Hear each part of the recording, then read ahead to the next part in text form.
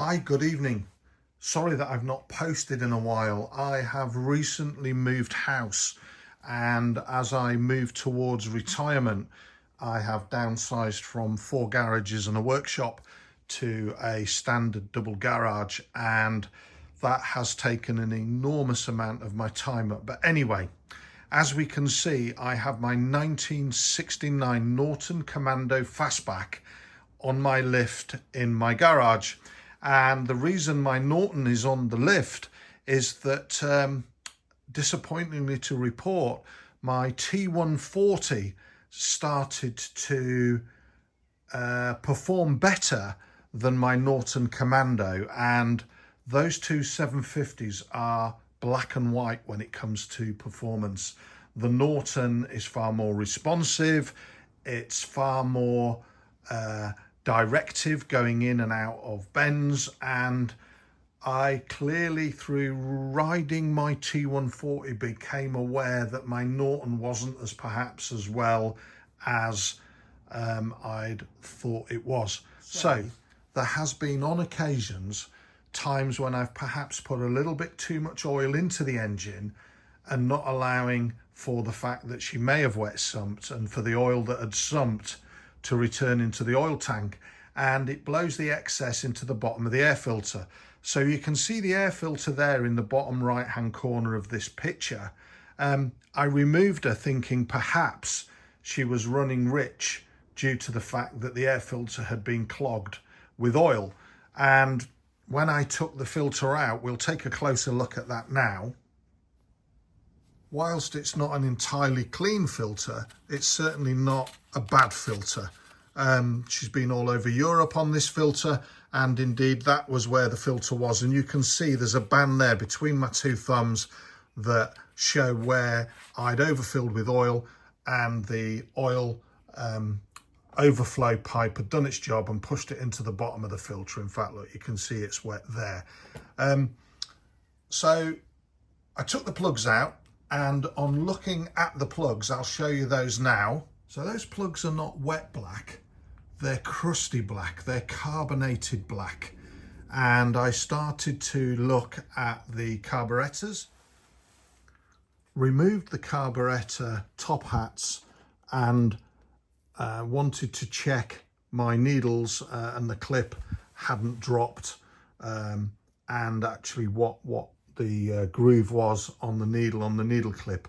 And these needles, as taken out from the Commando, sorry, my camera's probably not focusing, were already on the top clip of the needle, indicating that I'd actually leaned out as much as I could previously the carburetor through movement of the needle.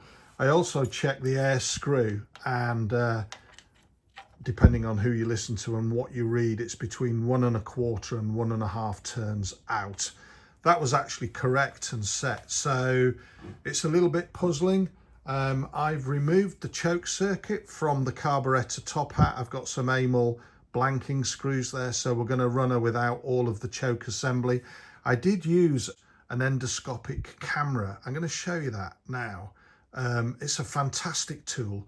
I bought it from Amazon, and it was not very much money at all. And for anybody who finds themselves working in awkward spaces to access these cameras for 20 something pounds are absolutely worth the money. I'm going to show you that camera now.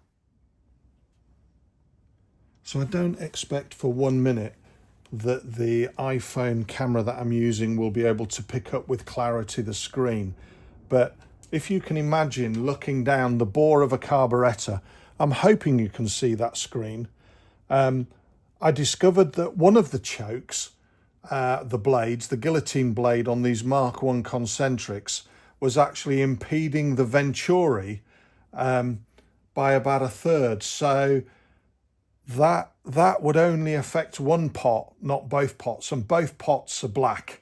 My Norton does use a little bit of oil, but the oil consumption is not prohibitive compared to other friends that run Commandos.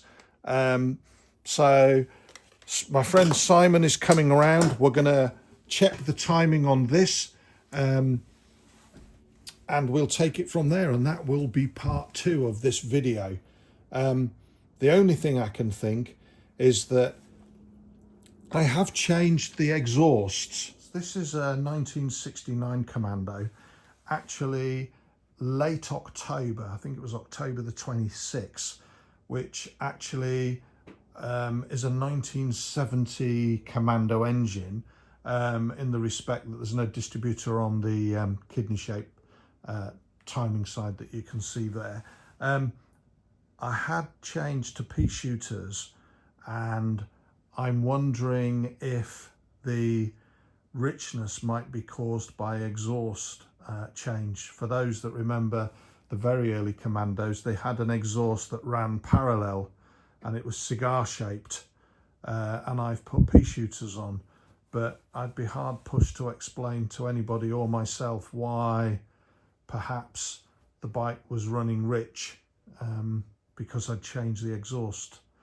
I don't often ride her in main jet territory. This is mainly a B-road machine, so I'm really averse to changing the main jets. So it's going to be timing her up, it's going to be putting a new air filter in, I'm going to remove the chokes entirely out of the circuit, I'm going to clean the spark plugs, and then I'll report back part 2 of this video on the colour of my plugs and the general performance of my Commando. Thanks for watching, and again, I'm sorry that I've not posted in a while.